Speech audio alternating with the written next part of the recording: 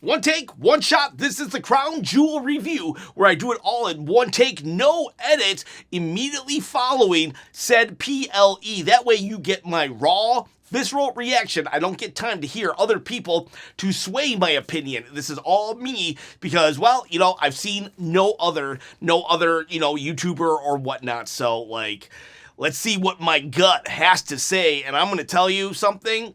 Stop watching this review right now if you have not watched it and go watch Crown Jewel. Crown Jewel was an amazing PLE from start to finish. I had very little gripes. I think the last match probably went maybe 5 minutes too long.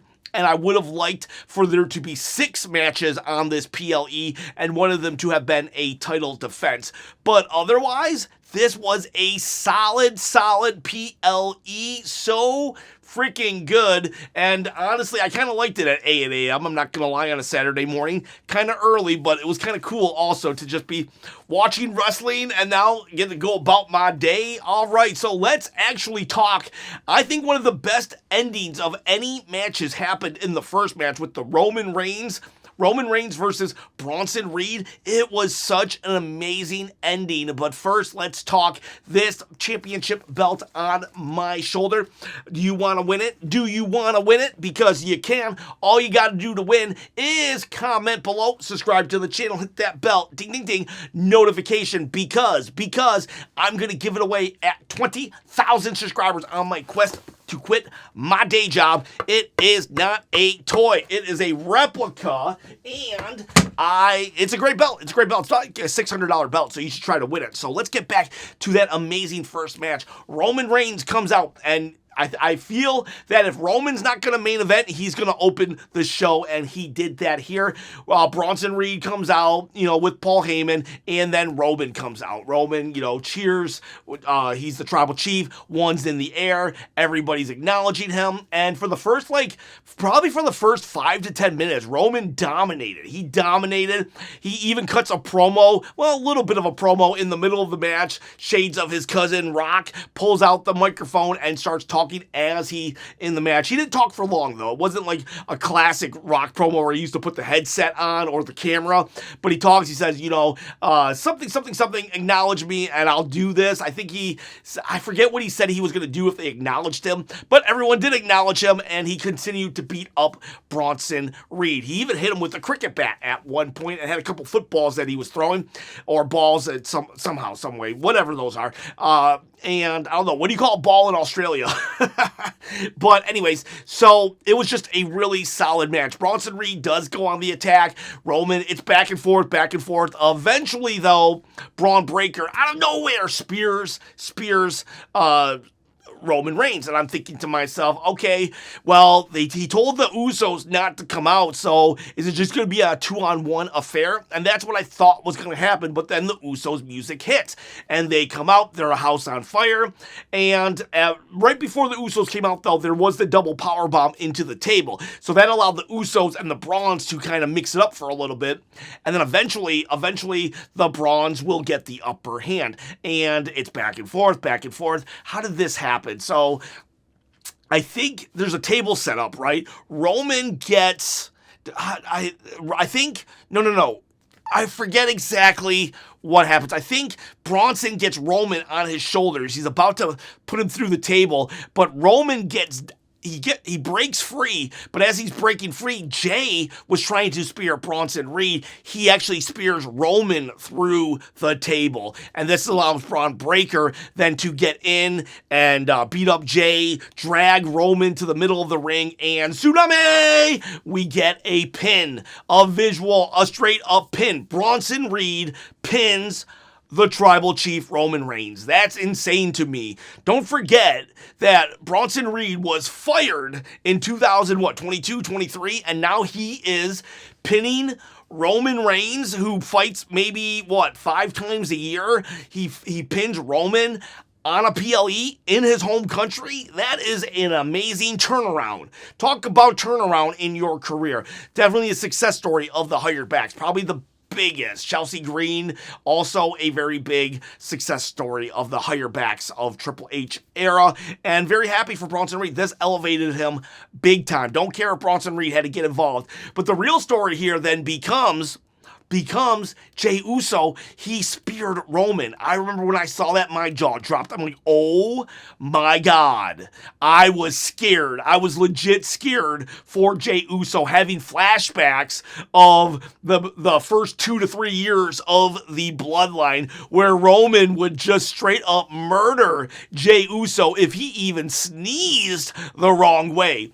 And so Roman, the Brawns leave. Paul Heyman's like, and the Brawns leave. And I'm like, what is Roman going to do? Roman is just so mad. And Jay and Jimmy are there, and they're like, we tried to help. But then Roman does something that surprised the heck out of me. Roman actually... he used adult emotions. I'm not saying this in a bad way. Ever since he came back, I've always said, you've never apologized to Jay. You're not a face. But here, he is clearly a face, because Roman was angry, and Roman had every right to be angry. But Roman said to Jimmy and Jay, he said, people don't think I can do crap by myself. I told you not to come out. And Jimmy's like, we were trying to help. He's like, I don't care if you were trying to help. I told you not to come out. This only works if we win. We didn't win. So, I didn't want you guys here. You shouldn't be here. I don't want to see you guys again until Christmas. And they're like, and he's like, no, I don't want to see you guys. And honestly, that he had every right to be mad. Roman told them not to come out, and then they did come out, and it cost him the match. I get they were trying to, do good things. They were, and Roman even said, I love you, but I'm upset with you. You can be upset with somebody and still love them. Roman didn't gaslight them like he would back in the day. Roman would have used this 2 or 3 years ago as a way to further solidify his grasp over those two. But this time he's like, no, I'm mad at you. I love you. But I just can't be around you anymore because I don't know how I'm going to react. He said, we're not doing it like we used to do, guys. So Roman now, to me, this solidified his face turn. I know he's been a face since he's returned, since WrestleMania 40, technically. But no, this right now, this one tonight, how he responded, that was a very mature adult way to handle being angry at somebody, because you're allowed to be angry at the ones you love. You just can't you just can't beat them up like Roman used to do. And so then Roman walks away, and it was cool because now we've written Roman off TV without having to have him get stretchered out, and because he's just upset. and then what happens is Jay, now this is interesting, because at first I was afraid for Jay. Then I said, whoa, wait, Jay is now upset. Jay's like, oh man, we try to help. He's always doing this.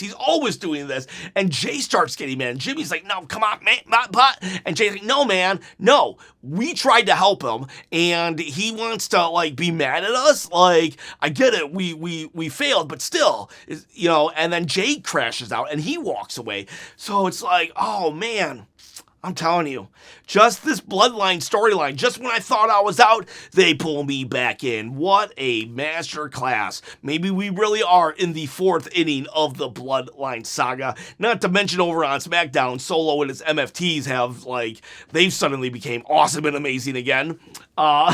So that was your first match. I thought that was a perfect booking because Roman, he's strong, and I get it why we had to have an interference. But Bronson Reed gets a pin. Roman puts over younger talent. While furthering a grander storyline of the bloodline, and thus putting over Jay as well, giving him new character development. And then Roman can also leave without having to get stretchered out again. This, and the vision looks strong. That's 5 things right there that it accomplished. That is perfect. Then we go Then we go to Stephanie Vaquer versus Tiffany Stratton. I tell you, you can go watch my prediction video. I would have put money on Tiffany Stratton. I'm like, no way that Triple H is going to not give it to Tiffany, who hasn't lost all year. Tiffany, who is a WWE product. Tiffany, who is the picture-perfect, ideal WWE candidate, dating all the way back to Stable. You know, they wish Stable in the Attitude Era had the ability that Tiffany Stratton had. So I'm just like, they're giving it to Tiffany, and I was wrong. First off, they have a good match. It was a great match. In fact, this might have been my most favorite Tiffany match that she might have ever had. It was good back and forth. Stephanie Vaquer reminds me of Daniel Bryan, honestly, the way she wrestles and everything, and how humble she is, and just loves the sport of the business. And I'm not saying that in a bad way. Just because I'm praising Stephanie doesn't mean I'm making fun of Tiffany. I wish Tiffany would be heel. I think she's a better heel, but like, this was just good stuff. And Stephanie actually played the part of the heel. At one point, Tiffany gave out a handshake, and I was like, oh God, here we go, respect. And Stephanie just kicks it away. I'm like, what? Sorry, my voice might be cracking. I'm starting to lose my voice. But because I also do other things that require being on camera and talking a lot, other than just the Wrestle Chop channel. So I've been like, I just been nonstop on video stuff all week long. Anyways, so then we have Stephanie and Tiffany back and forth. Stephanie doing all these moves, and this was a great match. This was probably if we're just talking technical wrestling and stuff, this was probably the best technical wrestling match of the night, even though I think the John Cena AJ Styles match was even better, but that's because of my, it's pulling on my nostalgia heartstrings. But yeah, and then Tiffany goes for a prettiest moonsault ever. She lands, boom, and then we get that, I forget what they call it, whatever Stephanie Vaquer has been doing, where she jumps off the rope and does like a bunch of corkscrews and stuff. She did that, perfect landing. 1, 2, 3. I couldn't believe it. I really couldn't believe it. Give me 1 second. I ate my words. These are my words. I gotta eat my words. Triple H allows Bronson Reed to pin Roman. Stephanie Vaquer, an indie star, beats the WWE model wrestler. Like, couldn't believe it. And Stephanie's getting really good on the microphone. The crowd were cheering her and everything. It was a very well done. Everything was great. Now we're 2 matches in, and I'm loving this PLE.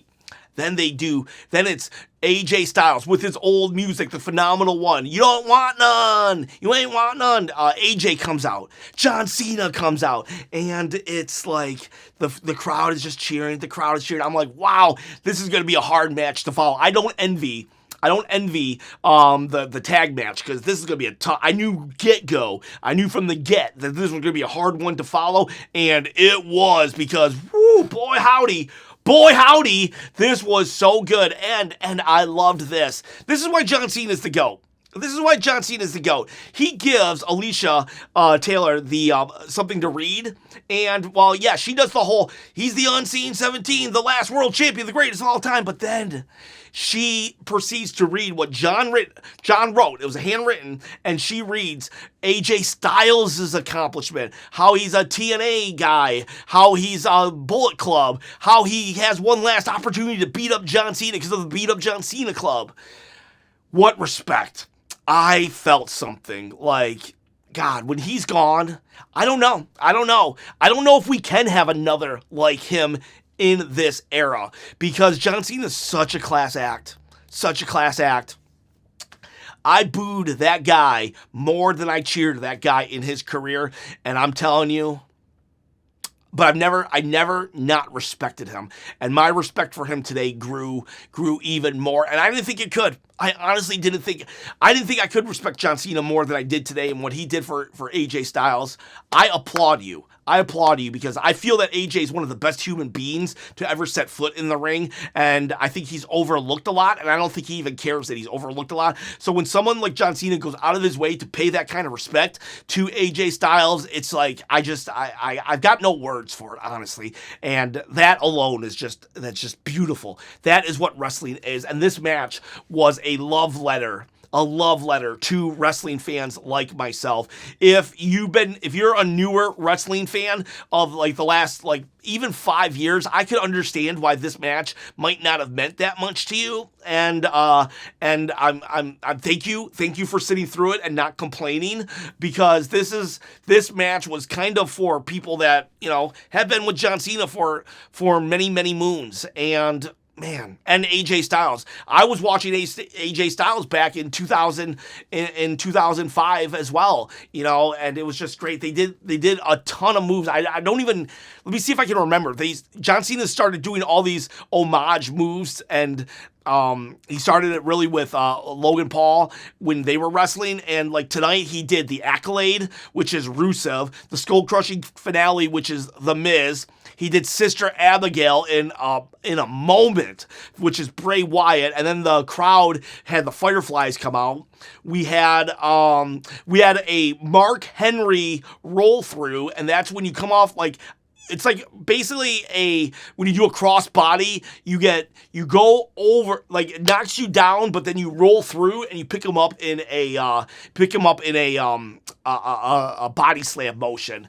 The crowd was one time chanting 619, 619, and instantly John Cena does the drop toe hold to AJ. AJ falls, and because John Cena probably can't physically do a 619, AJ stopped him from doing it. But the fact that, like, literally the crowd chanted it maybe 3 times before they went right into it, like, that kind of calling it on the fly type stuff, it's just we don't have that anymore. And it's going to be a sad day when these warriors of the past are finally gone. Or not finally gone, but when they do have to hang up the tights and the boots, because we won't get stuff like that. What else? We got a Walls of Jericho. We got a draped DDT that Randy Orton does, an RKO, and then Psycho John goes to do the punt kick. That was like, he's gonna do the punt kick. That is too funny. I'm not sure if I'm missing anybody else. Let me see. I tried to get it down here. Give me 1 second. This is a one take. Sorry. Oh, AJ Styles did sweet chin music. He tuned up the band. We had the Accolade, the Sister Skull Crushing. There was a choke slam. Choke slam could be Undertaker or Kane. I think it was more Kane, because when the match was all said and done, we got a tombstone. It was a tombstone, and then I believe an AA. Boom. 1, 2, 3. Beautiful stuff. I loved it so much. This was, I don't even know. It might be my favorite match of John Cena's entire run so far this last year. You could probably argue the SummerSlam match with Cody Rhodes was better as a whole. I don't know. That's an argument to be had. But it was definitely better than the Brock Lesnar match. Oh, God. This might have been an apology. For that match, but this was so good. AJ Styles is also retiring in 2026. I'm not going to lie. I did get in my feelings when John Cena gave out the thing. I'm going to cry. I'm going to cry when John Cena, like, his last match. I might cry his last 4 matches, because, like, oh, man.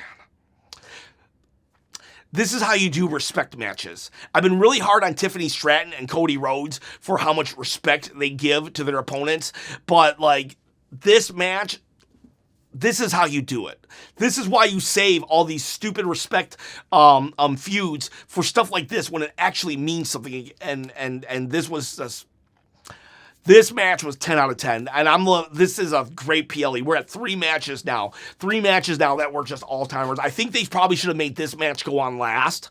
I really think they should have made this go on last. I do understand the concept of not, because, you know, it's 2 titles, title versus title. So I get why they didn't, but I really think it should have. Regardless. Then we have the Kabuki Warriors versus Rhea and IYO. This was fine. This was fine. I know a lot of people are thinking that that the Kabuki Warriors should have won this match, but I really don't. Rhea Ripley in her home country, IYO SKY, like, I'm glad she's winning. Kairi is, like, I'm loving Kairi. I think she's been elevated in this feud, but at the end of the day, she's still the jobber of the four. That's fine. There can be a jobber when there's four people, you know? I said that about the MFTs yesterday. I said the MFTs need to be super strong, and JC Mateo, hate that name, he can be the jobber. It doesn't mean that he's a horrible wrestler or anything. He's just, someone has to take the pin. Kairi's here to take the pin because it does further the storyline even. Now Asuka can crash out on IYO. So it made sense. Everything is making perfect sense. This match was good. This match was great. I liked in the beginning when they attacked right away. They didn't wait for the bell because there's animosity here. There's actual hatred here, or hurt feelings, or just evil versus good. Rhea Ripley gets the pin. Rhea Ripley even allowed IYO to pin. This is Rhea's home country, and she stepped aside so her friend could get the pin because IYO is more important to the overall storyline. So I probably would have let it be Rhea, but I'm impressed. Roman allows Bronson Reed to go over. Tiffany allows Stephanie to go over. Rhea steps aside and lets IYO go over. AJ Styles, just always putting on the best performance of the show just so he can eat a pin. Everybody just putting people over. And honestly, the last match is the same. Cody Rhodes puts Seth Rollins over, and Seth needed this. Seth absolutely needed this victory, and we'll talk about that in 1 second. The matchup, the Kabuki Warrior match, ends when Kairi takes a bullet for IYO, but she pushes her too hard, and I don't think they focused on this, and they'll have to do replays, but IYO hits Asuka hits the ring post, which doesn't allow her then to break up the pin when Kairi takes it. So I wonder if Asuka's gonna blame Kairi for that. Then we have Seth Rollins versus Cody Rhodes. Seth Rollins is wearing some of the polka dot gear. He's wearing like gear from all three. I think it's all three, at least the polka dot outfit from their matches before. And there was a promo earlier in the night where Braun Breaker's like, you did that. You beat him to Bronson Reed. And then Paul gets there and he's like, we're not going to help Seth tonight. Either Seth wins or he doesn't. Well, what if Seth doesn't? Well, then he doesn't, and we know what happens. Honestly, the fact that Paul Heyman has no fear of Seth Rollins, that I think they should just cut loose. I think Seth should just say, you know what, I'm the best, I don't need this, you guys just go on your own. And those three, Paul and the Brawns, they could be their own unit faction. I know some people are going to be like, no, we need the Vision. I respect that. It's okay if we have different opinions. It's totally cool. and if the Brawns and the Vision stay together, I'll be totally cool with that too. I just think this is an opportunity for them to break up, but everybody to still be their evil selves. But whatever. That's just a side comment on my part. But we don't need to be like, that's the most horrible thing. We're allowed to have different opinions and still like enjoy wrestling together. And but Seth Rollins wins. He has all the gear. He has homages to his past matches. This match, I do feel, went too long. I think there was a little too many finishers. You know, there was a crossroads from the top rope. It was just too much. But there were good matches, or good moves. We had a coast to coast with a headbutt. They were pulling out just a lot of old moves from their past to get the job done. Now, Seth will win by cheating, but thankfully it wasn't like 800 spears. It was literally just a Rolex. At one point, the referee's not really, he's down, and Cody has him in the crossroads. He just hits him. It was kind of an awkward hit, but thankfully Seth will do like the curb stomps to really solidify it, and Cody loses.